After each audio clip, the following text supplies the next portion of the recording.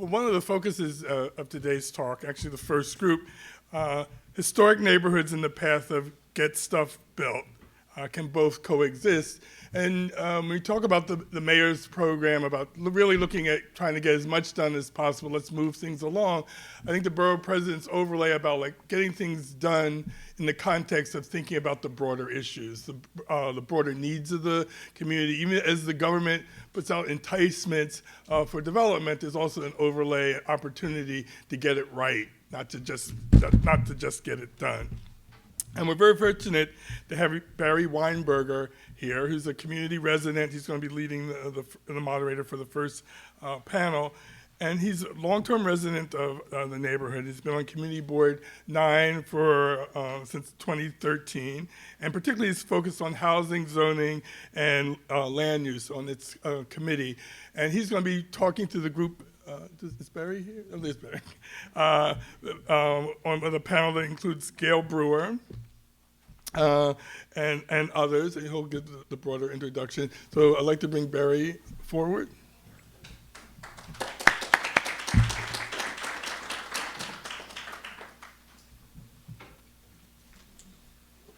Thank you very much, John, and thank you especially to Ewan Chin, John, and Simeon for helping put this conference together, as well as Dean Gutton for being our gracious host. We're very lucky to have such an excellent relationship with the Spitzer School and especially the Max Bond Center and Dr. Rickenbacher, the executive director there, who's been wonderful to us. The panel will include former borough president and current city council member Gail Brewer, and the others who are more than others include the first deputy commissioner of the Department of Housing Preservation and Development, Ahmed Tagani, who we're very lucky to have here today, as well as Frank Ruhala from the Department of City Planning and one of the main key people in the formulation of the City of Yes proposals. As well as Robert Stern, who is a member of the Morningside Heights Community Coalition, as well as the Morningside Heights Historic District. And these are two organizations that have done a lot to advance both housing and historic preservation in West Harlem and Morningside Heights. And so we're lucky to have all of these folks here. I will note that State Senator Cordell Clare, who is now the state senator for all of Harlem, unfortunately is stuck doing the job that people elected her to do and pay her to do in Albany during what is sometimes called vote-a-rama at the end of the session. So I know they were working late through the night and early into the wee hours. So we absolutely forgive her for not being able to make the panel. But I'd like to invite our panelists to come on up. I think we'll be joined shortly by Gail Brewer, but if other folks could come on down.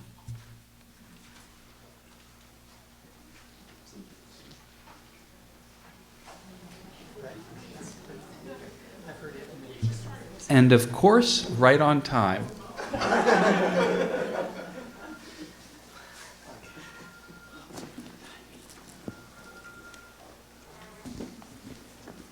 Did everyone receive one of these handouts?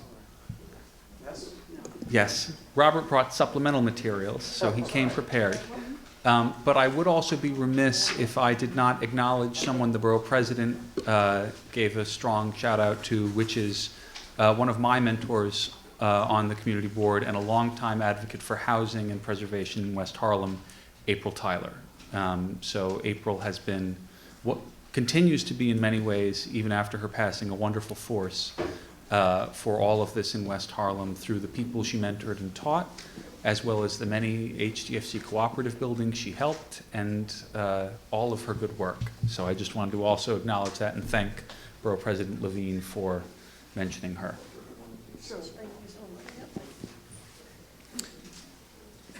So I know we're running a bit behind, and I wanted to just jump right into the panel. The panel is titled Historic Neighborhoods in the Path of Get Stuff Built Can Both Coexist. And an important part of the mayor's vision is the City of Yes proposals that focus on zoning And there are three prongs, only one of which has really been publicly given much detail, which is carbon neutrality. But housing opportunity is a big one. And we are lucky enough to have Mr. Rashala here from the Department of City Planning, who probably knows more about this than anyone. So I'd like to start off by asking, what is City of Yes? Okay, great. So first of all, thank you for asking me to attend. This is actually the first conference in person I think I've been to since about 2019, so it's kind of mind-blowing that way. So City of Yes. So if you've ever had to look at our zoning resolution, it is 3,000 pages long. It is complicated. It is contradictory. It is confusing. But more importantly, it makes it really, really hard for people who are trying to do a lot of things that seem really obvious and good to do. It makes it hard for people who are trying to retrofit their house to deal with climate change. It makes it hard when someone's trying to open up a business. And it makes it hard when someone's trying to build new housing. And given that, one of the things that we started to think about as part of the incoming Adams administration was maybe we should tackle these issues. They're all really big, they're all really complicated, and let's look at them across the city all together. And so each of them are kind of big, and they will affect different parts of the city in different ways. So we're doing them individually. So carbon neutrality, which is a text really focused on trying to help the city meet its overall climate goals. So this is things like solar panels, battery storage, electric bicycles, all of the kinds of things that you would think, why don't we allow those things? Zoning, to a surprising degree, doesn't allow you to do. Economic opportunity will come next in probably about 6 or so months. And then we'll be looking at housing opportunity. And the idea there really is, and while the numbers that the borough president gave are really crazy, just how little housing is being built in large parts of the city, to a surprising degree, that is true across the city and has been true for quite some time. And so what we are trying to do is think about, are there ways that we can unlock housing across New York City in all of its different neighborhoods, higher density, lower density, that would allow us to be able to address the housing crisis that we have everywhere, rather than trying to think about individual neighborhoods trying to do that. If it could be more spread out across the city, housing growth could be spread out across the city, we'd have a better chance of addressing our housing crisis. Thank you. So are there any details, any sneak peeks you can give us on housing opportunity? In particular, we are here in Harlem. It is one of the densest communities in the city. Community District 9, where we are currently, West Harlem, has 70,000 people per square mile. CB10 has 90,000 in Central Harlem, and East Harlem has 53,000. So where do dense communities like us fit into maybe housing of opportunity? I think what I would say is there's probably a couple different ways to think about this. To a surprising degree in this neighborhood, or in this series of neighborhoods, I should say, you still have to provide parking if you're building housing.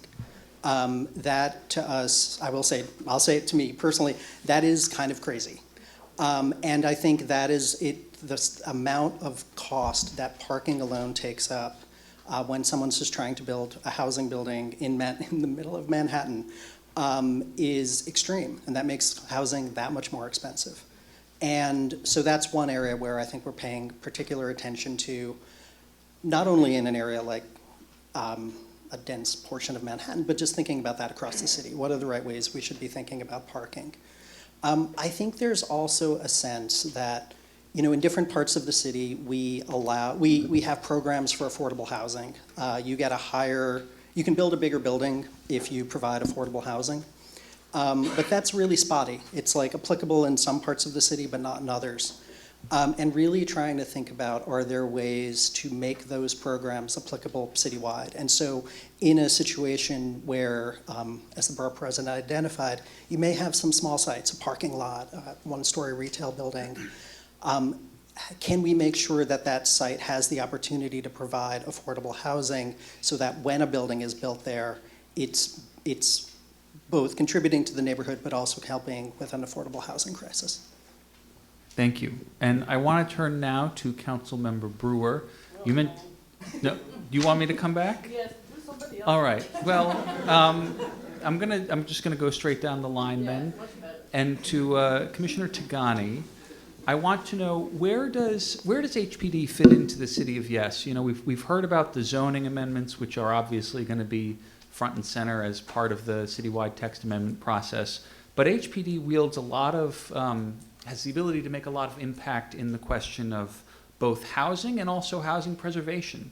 So, you know, what are HPD's priorities as part of the city of Yes? First of all, thanks for allowing us to be part of this discussion, and congratulations to all the organizers and the school for the success that you've had so far in getting these issues out. I'll actually want to jump right off and piggyback off something Frank said on parking.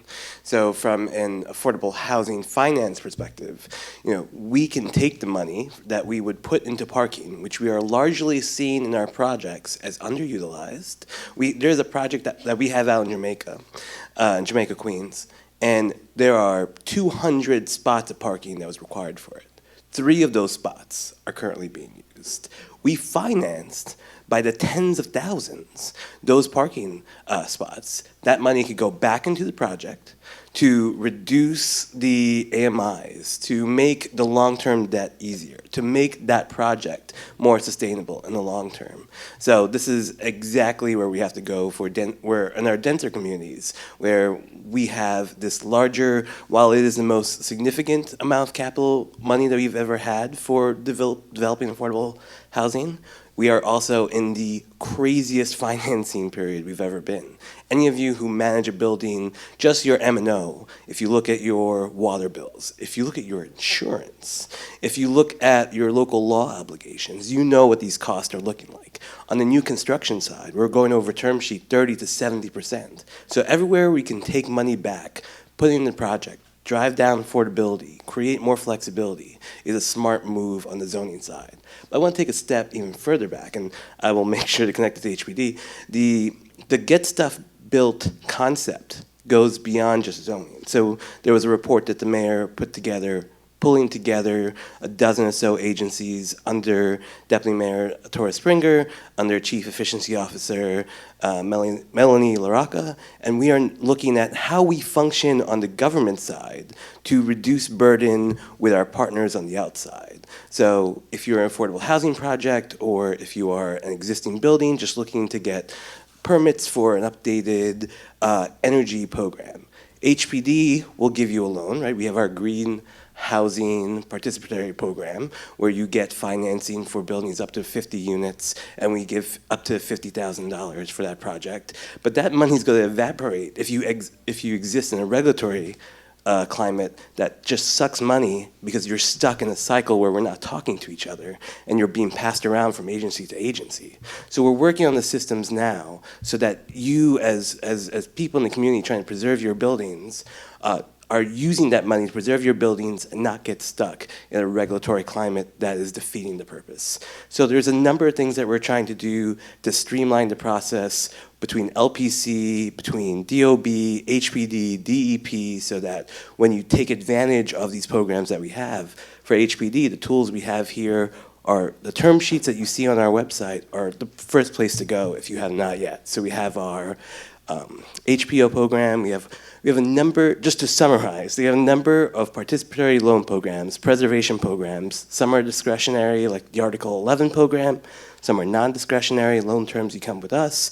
We are asking in exchange, you know, preserve the building, let's freeze the AMIs, let's keep the people in place, and we will make it easier for you to finance the repairs and maintain the building long term. And when it comes to the City of Yes, what we're trying to do is increase the flexibility of those terms. We're actually, one of the things, I apologize if I flip my phone from time to time, one of the things we're trying to do right now is get the loan authority on the state level so that we can do more flexible terms with existing buildings and preserve those homes. A lot of you, not all of you, but a lot of you have ground floor uses that are not housing that you use to cross-finance the housing piece. And as part of our loan terms, we are limited in how we can work with you there. We're looking for the power to be able to do that. That's part of the way you make you make the money work at the end of the month. So for HPD's role, we need to come up with the financing vehicles to match the flexibility that the zoning is going to allow for us to move forward in the city of Yes. We are looking for state. There's some things we can do on our own. And then the next part of it is we need to, on the back end, reduce the regulatory burden, the number of forms you have to fill, or the number of people you have to go to. So you're not spending so much money to get the help that you need. And below that, there's a lot of details, but I'll stop there. Well, I am going to go slightly out of order here, but I just remembered that we previously had Deputy Commissioner Kim Darga slated, so Ahmed's bio is not in the program. And Kim is much better. I am a Kim fan. I'm sad that you guys aren't talking to her. If you don't, go find Kim. She's great. we're very lucky to have you here. And I have had the pleasure of knowing Ahmed for more years than I can probably remember, back when he was the, I think, Director of Land Use Planning and Development under Borough President Gail Brewer. The good times. I call those the good times when I worked for Gail. Yes. But afterwards, after a stint in the mayor's office, for which we will forgive him, he became the chief of staff at the Department of Buildings, and then did amazing work in the COVID kind of situation room or central response room for the Department of Education as chief of staff there before joining HPD as the first deputy commissioner and person who oversees the Office of Neighborhood Strategies. So we have an excellent panelist here in Ahmed. But I am going to go through with individual questions for folks, and then I am going to have some some general questions that I'd like each person to answer that I'll get to a little later. But one of the things you mentioned, Albany, is going to be a topic that I'd love folks to talk about. But one follow-up question I had for you is, you mentioned the rising rates of new construction cost, renovation cost, operating expenses, and I want to ask, could that strengthen HPD's hand? Because if you look back in the history of our city in affordable housing, some of the most successful programs occurred in an era where interest rates went from 7 to 15% in the 70s and 80s. So, and that made things like Mitchell-Lama loans and other lower cost financing more attractive maybe than it was under mayors Bloomberg and de Blasio when interest rates were 3%, 0%, depending on, so the ability to give someone an incentive lower than market was compressed. And now, if you have subsidized financing, maybe that shifts the calculus a little bit more. Have you seen any of that beginning to emerge? That's a great question. The weird thing we're seeing is, as the borough president said earlier, we're in this insane fiscal climate. We're seeing that, the cost of borrowing goes through the roof. We're seeing the cost of maintaining buildings go through the roof.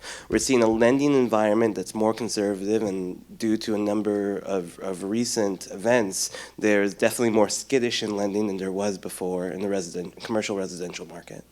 But we are still seeing high-value transactions. We are still seeing people making money off portfolio changes, which is the thing that you need in order to have what situation you laid out, which is owners looking for safer routes or looking for government financing. Where we are seeing the need for the government to step in is specifically in existing portfolio of HDFCs or buildings with extensive deferred maintenance, people trying to transition out of their portfolio, year 15 changes, typically people who already have some interaction with government, whether they have a project-based voucher contract, a HUD contract, so they're familiar with us. They're in some dire constraints because the physical building condition, especially because of COVID and people not doing repairs for several years, they maybe already have been bad in 2019. They're worse now. There are new regulations around gas piping. The facade rules were updated. So those buildings are coming, and we are in a backlog in our preservation world. And HPD hiring is recently seen a tick forward. We're at the point now where we're hiring more than we're treating. Our growth is happening, and if there are professionals out there who want to come do public sector affordable housing, come talk to me. We've got great jobs available, but we're trying to address that need. But private market, non-government interacted owners are still trading at a place where it's hard for us to get into the ground floor. So there's a niche where it's definitely been good and we're staying stable and we're trying to catch up and get money out there. But then there's a sector that happened during those years that hasn't come to us as much this time. Got it. And so now I'd like to turn to Robert Stern. And Robert is part of an organization, Morningside Heights Community Coalition, that is really doing groundbreaking work in pushing forward affirmatively a community-led rezoning plan, the Morningside Heights rezoning plan, that tries to both maintain the historic character of Morningside Heights while creating over 1,000 new units of housing, and a quarter of which at a minimum would be affordable before HPD subsidies. And so, full disclosure, I am also on the board of MHCC, and the community board is an official co-applicant with the city council on this rezoning. But I wonder, Robert, can you tell us how the coalition has tried to balance the need to maintain Morningside's character and versus the need to prevent luxury overdevelopment and encourage affordable housing? Well, thank you, Barry, and it's a delight to be on this panel. Especially with the sponsor, Barry, and then Mark Levine is also a co-sponsor of the precedent-setting community-led plan, and Gail, when she was borough president, was also a sponsor at the time, and also our council member, Sean Abreu, was now a co-sponsor of the rezoning plan. I provided a handout, and there's a very brief diagram of the plan in there. I want to use this before we start as an opportunity also to do a little bit of promotion about some of the things we're doing.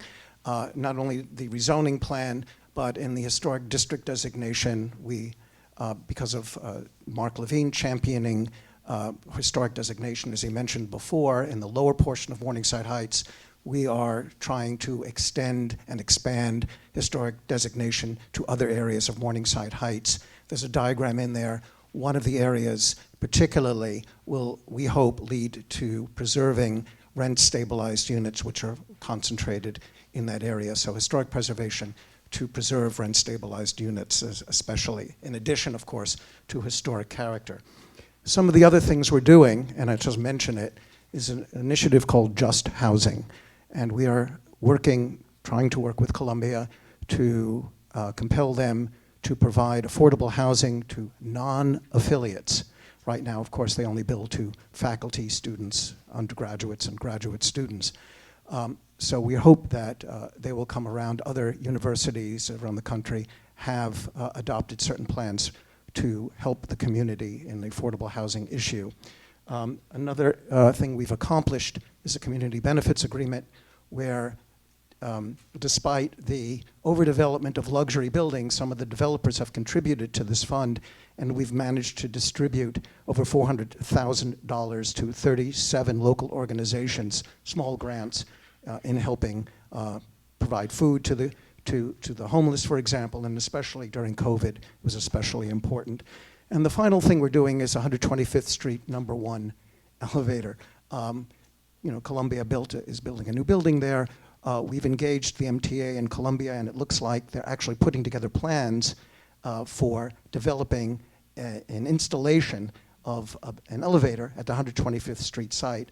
As many of you know, there's no elevator between 96th Street and 231st Street on the #1 line. So those are some of the things we're doing. We're going to concentrate, though, on the rezoning plan. And since this is focus is the city of yes, one of the things that I came away with from one of the sessions that City of Yes held for the public was that communities need to do their part. And we are doing our part, city planning. And as Barry mentioned, we've put together this precedent-setting rezoning plan. Morningside Heights, you may not be that familiar with it. It's way to the south, of course, and between 110th and 125th Street. And we thrive because of our institutions there. Columbia, Union Theological Seminary, Jewish Theological Seminary, St. Luke's, Manhattan School of Music, Riverside Church, St. John the Divine. But almost all of them have entered into, or about to enter into, or prospectively will enter into, real estate development deals resulting in hundreds of millions of dollars that they need for their endowments and also to fix up their campus environment. But despite the protests, and Gail has participated in some of these protests at the sites, particularly Jewish Theological Seminary, where we've engaged with them to try to provide affordable housing, they have not.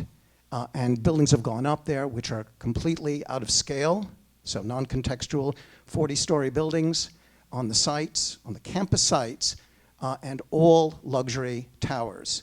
And when Mark was talking earlier, there was millions of dollars worth of condos, and also other market rate rentals between $4,000 and $16,000 a month. Of the 800 apartments that we see going up or predicted to go up, zero are affordable. All right? So it's very consistent with the statistics that Mark was quoting earlier. The plan, as Barry mentioned, will provide over 1,000 new units, about 250 of them, we hope 250 to 300, we will fight for as much as we can, and as deeply as affordable as we can will be considered affordable. At the same time, the plan calls for slight downzoning in an area to preserve rent-stabilized units, to deter development, like from Columbia and other developers, from taking over a swath of areas and developing them. At the same time, we are upzoning certain areas to trigger mandatory inclusionary housing, and those areas tend to be in the southern, more affluent area of Morningside Heights. So this is an unusual plan, community-led, focused more on an affluent area, trying to bring in lower-income families who can then benefit in a neighborhood that currently thrives because of its institutions, but we want it to thrive for all. We want it to be a community where everyone can take advantage of our wonderful supermarkets, our great schools, our great institutions, and of course our wonderful park, Central, Riverside, and Morningside Park. So we have stepped up as a community, and it's currently, this plan is formally being developed by the City Council Land Use Division. City Planning, you may be aware, refused to provide resources at the time to develop the plan, and Corey Johnson stepped up together with Mark Levine and committed the resources of the City Council Land Use Group. Again, this is precedent setting, to develop the plan. We're now in a stage called the Environmental Assessment Statement, and we're moving into the ULURP stage, and we hope to go for a City Council vote, I hope within a year or so. ULURP takes a long time. So happy to answer any questions afterwards, and again, Yes, it's a delight to be with you. I'm getting time cues, so I'm going to ask Councilmember Brewer, where is the council on City of Yes, and where is the council on some of these priorities of preservation while balancing growth? Well, I think that the city council, maybe even more than me, because we are dense, just like all of Manhattan, basically. And the other parts of the city are not as dense.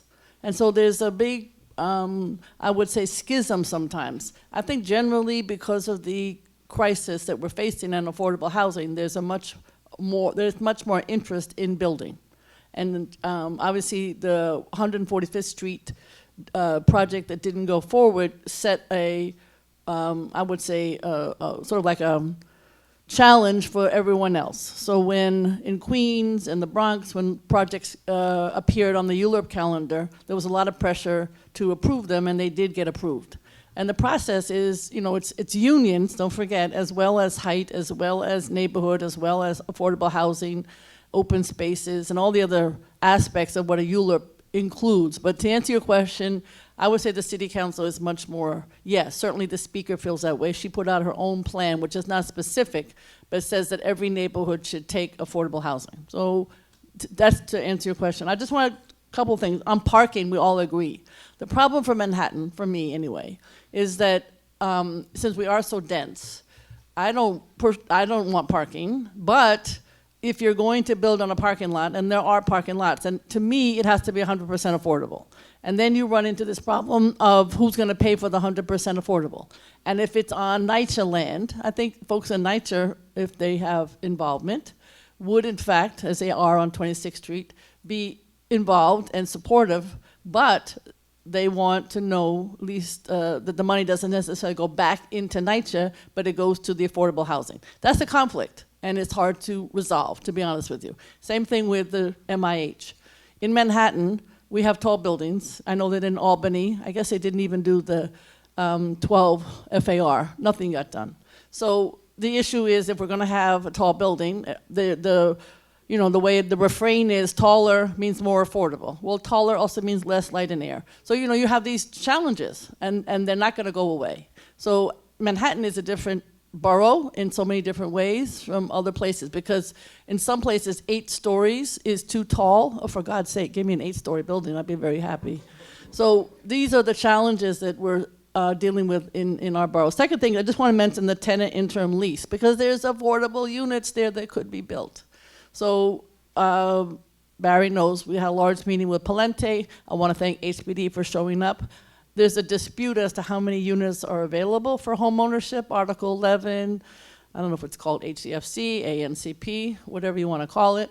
And I think HPD is coming to some different ways of approaching it, and I appreciate that. But there's hundreds, I might say thousands, units there available. So we need to put everything on a fast track, particularly parking lots, because there are certainly agreement there, something like ANCP. And I also want to just say, the land banks and land owned by the community are also supportive aspects. My concern is this: you have a nonprofit, they build, that's good, it's affordable. In Manhattan, they sell. I don't know, I've been around a long time. 40 years, the nonprofit is there, affordable housing, and then all of a sudden they say, we're selling it to the condo and we're taking our money and building affordable in the Bronx. That's fine, but let me tell you the problem. That school that's excellent in Manhattan, not to say it's not in the Bronx, but the park, the transportation, the close to the job, you're now going elsewhere, and that whole community doesn't get to participate in the diversity of Manhattan. So every time we touch something, I'll be honest with you, there is a challenge that has to be worked out. I want to thank Board 9 and Board 4. Those are the only 2 boards, to the best of my knowledge, that have done what you've done, Robert, and that's a big deal. Board 4 you should look at, because they went every single spot, block and lot, and they said, build, don't build, do this, do that, and it's an amazing document, similar to what you've done. So all of that is really impressive. Just one more last thing, which is that with cultural areas, I just want to bring this up because I know that people in Board 9 are interested in it. I'm really concerned about the arts organizations being part of affordable housing and figuring out how we can make sure that they're a part. Part of the discussion of City of Yes is, what else goes into the streetscape. And we have to think about that, because sometimes we end up with, community facilities that are dead space on the community space / streetscape / storefront. And I just want to bring that up because I'm super concerned about chain stores and dead space. I love doctors, not that I go, but I don't want to see a whole damn long list of windows that have shades on them and I can't see in. So I'm just saying, while we're thinking about housing, we got to think about the streetscape. Thank you very much. Well, thank you, Gail. You remain one of the only people I know who can hit all of the big notes and then all of the very small notes at the same time. I don't care what I say anymore. No, but I mean, but the breadth and depth at the same time is always something rewarding. And I feel very frustrated because it's so rare to get this many fabulous people on a panel at once and hear them talk. We are running low on time, so I'm going to ask 2 questions in sequence that I would like each panelist to kind of give a brief overview on. One is, Gail, you brought up lower density neighborhoods, and there is this feeling that every neighborhood must do its part. Community Board 9 recently passed a resolution calling for the end of R1 through R3 zoning in New York City. These are car-driven zoning areas that only allow 1 to sometimes 2 or 3 family homes, mostly in areas in Queens and some in Brooklyn and Staten Island and occasionally in the Bronx, that are frequently next to train stations, like the Long Island Railroad and Metro North. And so, we're like, that can generate 300,000 units of housing. Why is it always Manhattan that has to take more? And so I guess the question is, what specifically in City of Yes and other changes can we hope for to really see the change from lower density neighborhoods to mid-density neighborhoods? Because in our book, the problem isn't that Harlem isn't dense enough. The problem is they stopped building new Harlems. And so if you can give me a minute or two on the question, and I'll go right down the line. Okay. Starting with you. I think we recognize that and if you looked at the borough president's numbers for Manhattan, they seem low compared historically.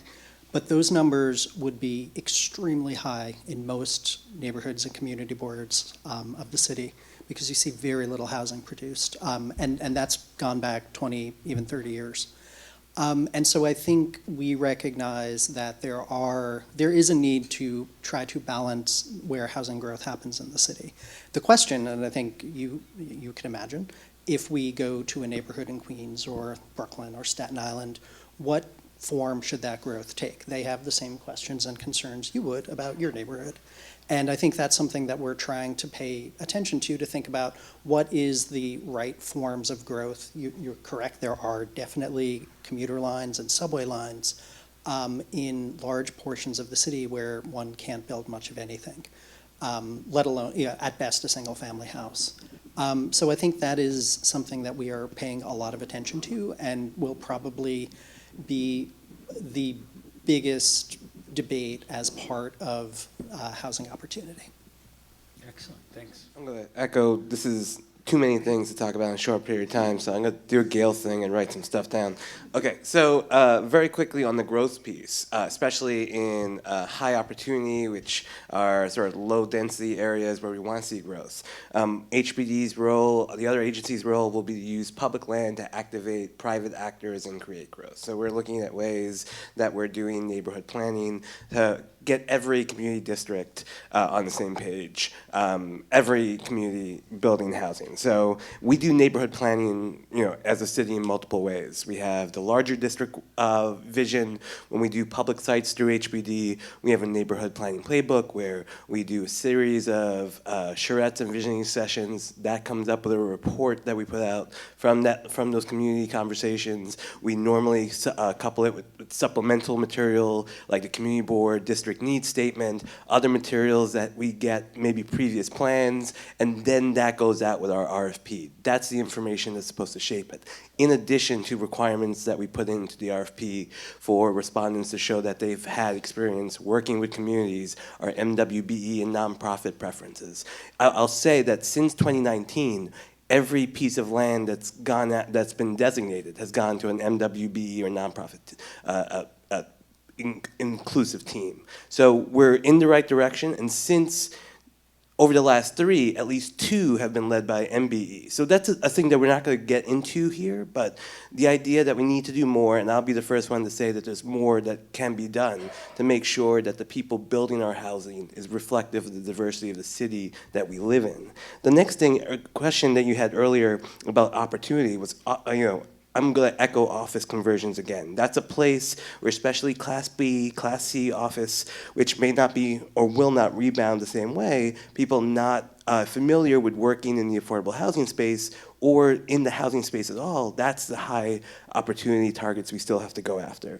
Arts space, Gail's absolutely right. In the Housing Your Neighbors blueprint issued out June of last year, we as a city and HPD as a lead, we're taking a very critical look at the non-residential space in our buildings. I'm proud to say in at least 2 buildings, one in East Harlem and then one in Brownsville, we will be putting on 30,000 square feet of artist space across those 2 buildings. That includes large performance space, that includes small rehearsal spaces, that will be a diversity of use, and we want to replicate that. That came out of the community visioning sessions we did in those neighborhoods. Vouchers. So there is a plethora of reasons why, but housing vouchers, either FHEPS, emergency housing vouchers, normal Section 8, these are residents that can, if you are in buildings, you can bring in people who bring a standard and predictable form of rent. It helps stabilize communities. We need to get the word out because people don't realize what they're missing by not welcoming these folks into their building. There's a number of things that we're doing, that's a whole different panel to talk about, but really trying to push the use of vouchers to help stabilize buildings. Neighborhood planning, we talk all day. Design articulation. So a lot of what we're trying to do, especially when we're bringing in more density, we need to be thoughtful as a city with our developer teams that come in about design articulation. A lot of the rules we're trying to make flexible. We need to go higher in a dense city. We don't have to be stupid about how these buildings look. So we are working across our agencies to figure out how to be smart about how to do this, go to people earlier. I have other things. I gotta stop talking. I'm sorry. I'm gonna pass the mic. Hi. So, the plan that we had talked about is based on a lot of input from the community. We did charrettes also. One of the saddest comments came out of the charrette was basically a woman who said, I raised my daughter in the neighborhood and now she can't afford to live here. Morningside Heights is an incredibly dense area, and part of the constraints we're under really is in finding a number of sites that could be developed. Even though we had looked at developing, we developed a report on looking at all the vulnerable sites in Morningside Heights that could be developed. There are 4 major sites, and we're looking at those sites in relation to transit accessibility. And those are going to be upzoned, so we're going to increase overall density, but because we want to preserve, and that's sort of the theme of this conference in a way, the historic character of the neighborhood and the quality of life, there are height caps across the neighborhood. So when we upzone, we also put height caps, but enough so that we increase density so that affordable housing becomes part of the solution. And because of legislation relatively recently passed by City Council, zoning for transit accessibility, it means that when there's a new development in close proximity to a station, the developer needs to engage with the MTA and work out a plan to improve transit accessibility. That could mean a station improvement, or it could mean an elevator. In return, perhaps, depending on how much they put into it, a zoning bonus, perhaps a couple of additional floors of the building. So we are trying to increase density, but we are limited, and we want to engage the community as much as possible, bring in families so that people, children can afford to live in the community they were raised in. Your resolution ain't gonna fly in the city council. I can tell you that right now. However, if there is, in other words, that you say no single family basically, or 2 family, it ain't gonna happen. But the biggest push, not necessarily, again, Manhattan, is home ownership for asset building. And so if that was part of your transit plan at other locations, that might work. That's a big plus. Now we have Craig Gurian's lawsuit, also hovering. He's not my, anyway. What that lawsuit states is that persons, when applying for a new building that has affordable, it is no preference for the neighborhood. That's not great for trying to build in the neighborhood where you have a tall building in Manhattan and they say nobody here gets a chance because it's going to be taking away their light and air. So I don't know where that lawsuit's going. Craig and I have had our differences on that. And then the only other thing I want to mention is office conversion is fabulous. Vouchers, all that office conversion. I know the mayor went recently to Water Street and he said this is a great conversion, but there was no affordable. So the question is, how in the world, you know, we all know the challenges of converting because of where the windows are and it's commercial, blah, blah, blah. So how do we get enough funding in that project to make it affordable? That's the question. Great idea, but how do we get the funding? Just because I like hyping up staff. There's a guy, Cleveland Stair. You guys don't know him. He's a state legislative analyst. He's right now. He's talking to someone about this question. There are people out there talking, but also you guys keep reminding your state legislators exactly what Gail says. Like, we need office conversions for sure. We need housing of all different types, but we also need tax benefits. I have I just want to say one. I have a great idea too. I want Ward's Island to be a Roosevelt Island, I'm just saying, and I want the state and the city to do together, and I want 100% Mitchell-Lama Light, and I want that to happen. So Thank you. we are getting the hook from John, but you've all said it, and I want to ask it in 10 words or less. We didn't get anything for housing out of Albany yet. Nothing yet. But 10 words or less, what is your wish list from Albany? No, we didn't get J51 replacement. We didn't get 12 FAR cap. We didn't get good cause eviction protection. So what is your top one request from Albany on your wish list? And we're going to start with Gail, go straight down this way. Very controversial, but I want good cause. Okay. Robert. I would like to see incentives or tax incentives, because otherwise, I don't think in this capitalist society, affordable housing will not be built. All right. Ahmed. Tax incentives, and it ain't over till it's over. True. I'm going to try And to Frank? accessory dwelling units and the state to play a role in other jurisdictions zoning. Bravo. All right. Thank you. We survived the hook. We have hands, and so I'm going to call on the dean, and then Michael, and then the gentleman in the hat, and then we're really getting the hook. Just to say, this has been a wonderful conversation, and it echoes conversations that we're having at the Spitzer School.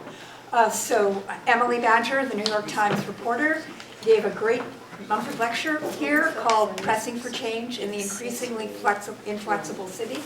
Parking, accessory dwelling, zoning, all came up as points of change.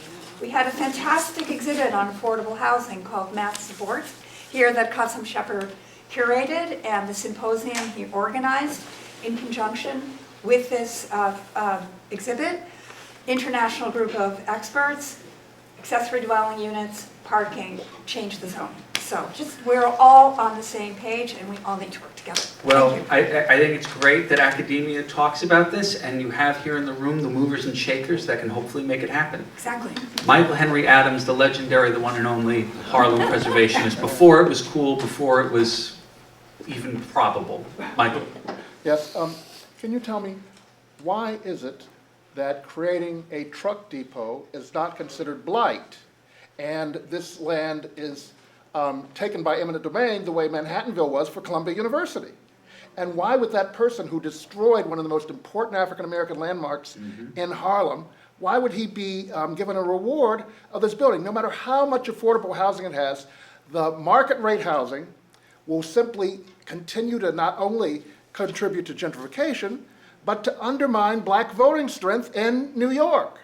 And we've already seen what happened with the mayor parroting this guy who was running for governor about how much crime we have, but when it's nothing compared to 1990. And we lost the majority in the Congress because of the mayor. So what about this? Why can't we keep this guy from doing 145? Every single candidate now for city council is saying that they are in favor of 145, and I hate this notion that the only way we can get affordable housing is by having a supermajority of luxury housing.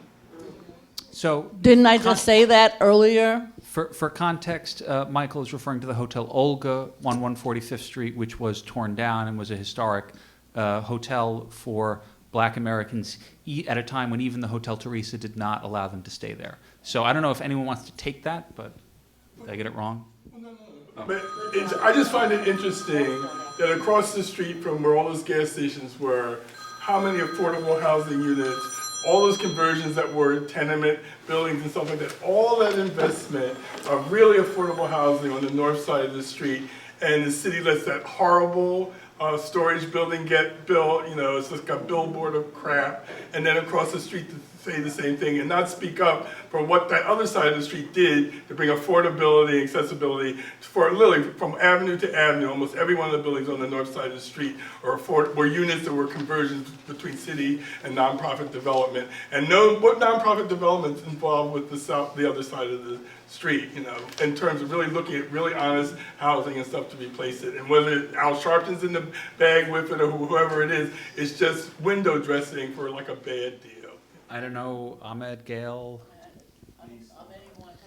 No, I don't want to, but the short end, first thing I would say, if I could amend my 10 words, everything you said is on my thing. The second part of it, from HPD's perspective, when a private actor comes to us or to build housing, we try to use whatever tools we can to maximize the number of affordable units. We're not necessarily the ones that you go to talk about what the uses are in zoning, or if you are permitted to build X, Y, and Z. What we try to do is take a project and make it better fit through our tools. So if 145 comes to us, we try to use our tools and say, you know, how much can you do to maximize the affordable housing? That's really the HPD role here. The other thing I'll say is just like a planner in the city is that uses that existed at one time and change over time is a slow process. You guys know this. You've seen neighborhood processes that start and stop and happen over time. Sometimes they don't move as fast as the private sector. So the private sector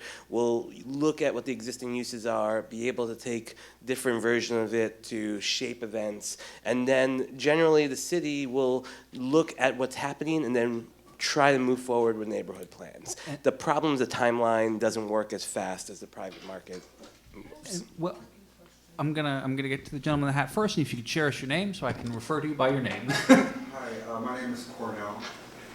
Nice to meet everyone. I enjoyed the discussion here. My question is about affordable housing and what that really means, because I think it means a lot of different things to a lot of different people. My question is about how it's calculated, the area median income, and why is it that it's being calculated not just with the specific borough, but like you have Soho, Tribeca, the Upper East Side, and many wealthy neighborhoods are included in this area median income. And if you say Harlem, the residents there, let's say they make only like $50,000, which is under the threshold of someplace in Brooklyn, Bed-Stuy or whatever, and it's a low threshold as far as what people are making. How can we even get these people to qualify for affordable housing? And then there's like thousands of people who are applying for these units. It's almost like winning the lottery. So I'm concerned about the term affordable housing and what we really mean by that. I should probably take the first one. So the first part of it is, so we use, a lot of our funding comes from the federal government, right? So HUD sets these, I'm going to use AMI as the acronym for area median income, right? So HUD sets AMI categories by regions. And we have to comport, we have to sort of shape our programs around it. Because all of our projects don't come from one funding source. It's actually, if you look at the underwriting, it's tranches of different funding sources. And what we try to do is bring in multiple sources so we can drive down and create multiple layers that get down to shelter, from shelter rent up through middle and moderate. We don't go above 120 AMI, but we do see, over the last 6 years in particular, that 65% of our funding goes to units that are below 80% EMI. The problem does occur that like AMI changes every year. So what was at one level one year is now further out of reach. What was 60% AMI one year is further out of reach. What we're wrestling with at HPD is that to get that lower, it just requires more capital. It requires the building to carry less debt. It requires the funding to be shaped a different way. And even though we have the most capital we have, the dollar doesn't go the same as far as it does. So we're trying to get creative to continue create more units at the lower side. We're using vouchers in some cases to supplement. We're we get support from elected officials through Reso A funds to help bring in more funding, but it's a tricky piece. So the federal standard is there, and then the supply problem is huge, and that's what we're all talking about here, right? It is, there were 11,000 units on Housing Connect last year, and we saw millions of applications. And so we need to create more units fast in more places that normally would not have created units. It's a citywide problem, needs a citywide solution. Harborview. So that's a private joke. But the answer is, I think, two things. One, first of all, I've seen some unbelievably horrible high numbers recently for Housing Connect, just ridiculously high. If we are ULURPing, which is different than the MIH, in other words, when it's definitely going to be affordable, it's not anything that's going to go through a process because it's the law, that's the 25% MIH, then you're dealing with the city. But if you have a situation where the city council is involved, then we can say to the developer, you're doing this AMI, and this AMI, or I'm not signing off on that project. So it's just so you know, there are both kinds that can happen. When you have a senior, for instance, on fixed income, meaning Social Security, they can't get anything right now. Just as an example, within the private sector, there's just nothing that can get low enough to be able to have that kind of income. It's terrible.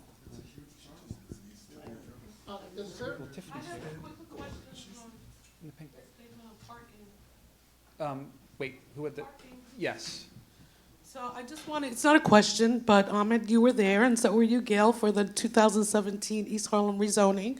We did the whole thing. We did the planning, community planning, all of that. I personally have been lucky enough to not win the lottery, but I had to fight to get into one of the affordable units promised through the rezoning. And according to law, we're supposed to have a certain amount of parking, which I don't care about because I don't drive. But because the site was once a parking lot for the NYPD, the emergency services unit is housed directly across the street from my housing complex. They were given the parking spaces. So the tenants have no access to parking. And I don't care, but we should have known that that would happen through the East Harlem plan and all that stuff. That's all. Well, thank you. What was your name for that? Marina Ortiz. Marina Ortiz. Thank you, Ms. Everybody in Ortiz. East Harlem knows her. Excellent. Well, welcome to the West Side. It's good to have you. And Yuen Chin has entered the room, ladies and gentlemen. The woman making it all happen.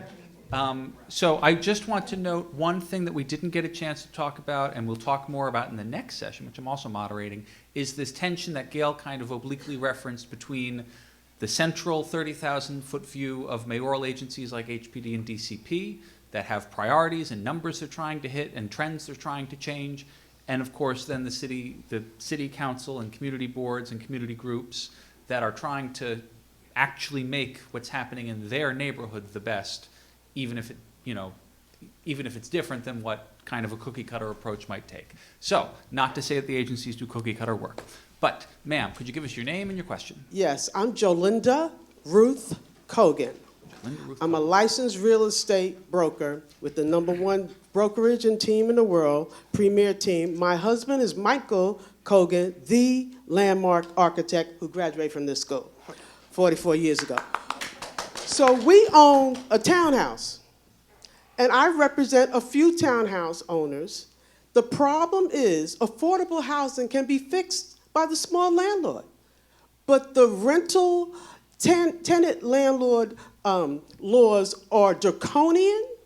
They tell us that we can't do this, we can't do that, and if you don't want to evict the tenant, my good friend, 7 apartments, she died from the stress of one tenant from hell, which everybody in that building went to landlord-tenant court and said, please get rid of this guy. So when you have a situation, you cannot build affordable housing. It's unaffordable. You have these landlords and tenants. We were talking, I had Beverly Smith over here, over Astor Road. We have these places, but you cannot put the small landlord under laws that the big landlords eat it. You can't do that, and you can't be all tenant. And this is part of the problem. I could talk to you about HDFCs too. And we need parking, sir. I go to Costco. I can't carry those bags home. I don't have a car, but I need somebody to park. And when we're losing the truck parking, they're parking on our blocks. That's a problem. It's also illegal. So we need a balance here. So I see the city, that's nice. You need to talk to the people that live on the blocks that own property. Because you lose a small owner, we're going to go back to 1975. And oh, by the way, I'm from Brooklyn. We like light, we like air, we like space. My parents moved from 138 to Brooklyn for a front yard and a backyard. Don't think you're going to put something up that you're going to block. We will move to Texas, we will move to Tennessee, we will move to Florida. Anybody else? And if you want to know, ask JoJo. But you've been really. First of all, I want to give a round of applause because you guys have been. You guys have been fabulous. And so the next panel, I think, will interest everyone. It's Housing Harlem. And hopefully we'll get to ask some of the questions about preservation finance that I wanted to ask, but we didn't have time for. I'm sad to lose you, Commissioner. Malcolm knows it all. Yeah. He knows better than I do. So, Michael, what's the question, real My fast? question is, why can't Harlem and the rest of the city have a transfer of air rights for landmark buildings the same way they do in Midtown East? Landmark bank question. I love that. I can try to take it. I mean, I think one of the things that when we've looked at landmarks and their ability to transfer development rights, we've looked at it as a sort of local thing, right? Because otherwise you're going to get situations of landmarks in, not to make fun of Staten Island, but in Staten Island where the land values are lowest, racing into places like Manhattan or Brooklyn where the land values are highest. And so we've always thought that like the way that to think about landmarks is that it is local to a neighborhood and that those transfers, when they occur beyond, next door, across a street, should still be local. Because otherwise you really do get into situations of our former commissioner, a couple commissioners ago, Carl Weisbrod, called it a giant mushroom cloud of floor area floating into Manhattan. And I think that has always been the tension, which is it is a good idea. It does generate opportunities for housing, but it does it in ways that really concentrates development in the most high-value places. but can I? Let me add one other piece of it. Also, there's a finance part of this too, right? So if you create the mushroom cloud, it drives down the square footage price you can get for it. So there's this tension. The nexus and the planning rationale is primary, and then there's always been a discussion about like how much the costs you would get and how many people would be able to participate and what the value would be, because the landmarks also use it as a way to build endowments and reserves, and so those are at least two of the many questions that come up. I just want to say Michael has a point though, because what we didn't talk about are the religious faith-based institutions that need to be, and we're dealing with this today actually in another event, but they need to be, in my belief, preserved, those that are landmarks and even those that are not. So a little bit what we ended up with in Midtown, I know, but Midtown East, there are a lot of landmarks that are faith-based, and they're within that context, they will be able to be maintained because they're getting money from the owners. Bricks and mortar out of Judson Church is looking at this, so it's a good idea. The problem is, I would say, where does the money land? In other words, which building is going to be tall because the faith-based or landmarks is going to remain as is. So these are issues, but I look at that as something that has to be discussed because we are losing our churches and synagogues and temples by the minute because they do not have the money to continue because the congregations are smaller. So I agree, Michael, something has to be discussed along those lines. And this is an idea that's been floating around for many, many years. But we are going to call it there. We have a panel coming up, and we're going to talk more about it. I'm sorry, John. But rarely do we get an opportunity to have academia, community, government all come together in the same place, different parts of government, from the community board to the city council to the mayoral agencies. So This is a rare treat, and I want to thank everybody for participating. You've all been wonderful, including some of you who were pinch hitters brought in at the last minute. And I only wish Senator Claire had been able I wish session had wrapped up on time and she'd been able to make it for a state perspective, but we will get her at another event, I'm sure.